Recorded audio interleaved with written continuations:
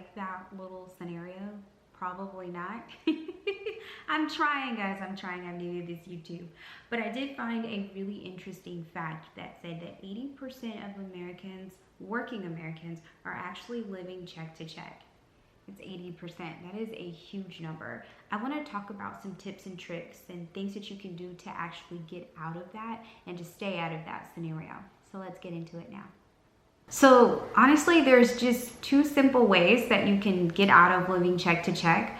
You either earn more or you spend less. I know that that sounds very basic and not very helpful at all, but those are the two ways. We'll get into them and we'll talk about them a little more. We'll start with actually spending less.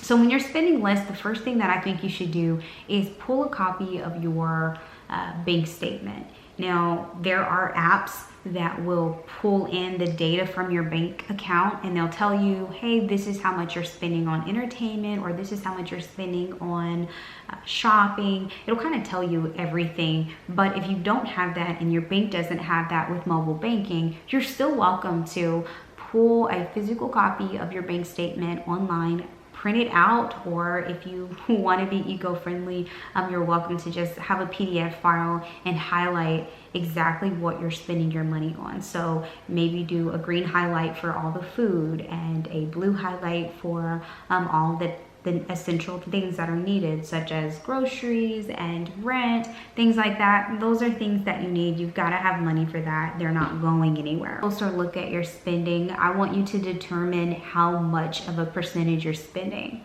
Now, I use the 50, 30, 20 budgeting rule. I'll try to post that above.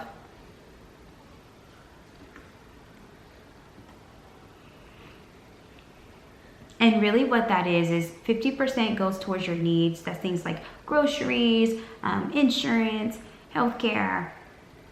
30% goes towards your wants. That's things like shopping, dining out. And 20% goes towards your savings. That's your 401k, investments, IRAs. Those are those types of things. So if you're spending 80% of your money on entertainment, on your wants, then you might be spending too much and you need to cut back. If you are excessively partying, going to happy hour, we really shouldn't be doing this at this time anyway, but if you are doing that, traveling, you might want to look at some other options because you can't afford it, obviously.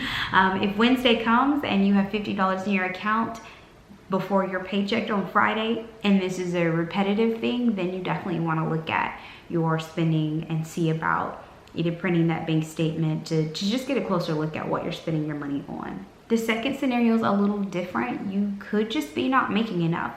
If you've pulled your bank account statement and you say, sis, I pulled my bank account statement, but I'm literally only spending it on my basic needs, groceries, insurance, car note, once that's done, rent, mortgage, once that's done, I have $100. I have $500 left for the month. I don't have a lot of money at all left for anything else. Then it may be possible that you just aren't making enough. And that's totally possible in today's time. I've looked at the average amount and how much it would cost to potentially live in that city, and it is usually not even close. The living expenses versus the actual income for the actual household income, it almost never equals out, which is pretty concerning. So it's very possible that you're not making enough.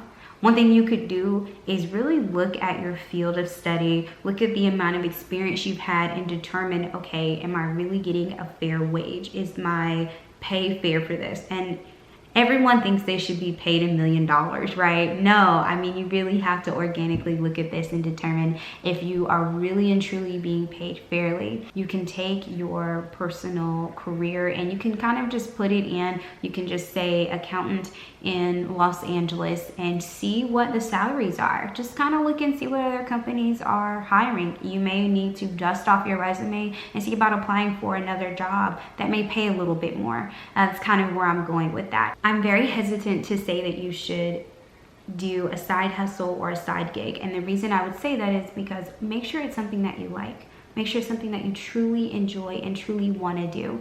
I say that because When you're working a full-time position, if you're not getting paid enough and you feel like you need a side gig, you want it to be something that you enjoy, right? Maybe a hobby that you can get paid for. If you're great at painting, why don't you try to sell some paintings? If you're great at telling jokes, you may want to see about opening up for someone a few nights at a comedy club. I mean, there's different things that you can do to bring in income. You know, it may not be that much money, but it may be enough for you to be able to kind of get yourself out of the hole a little bit until you find something better. Now, I hope that these tips and tricks really helped you.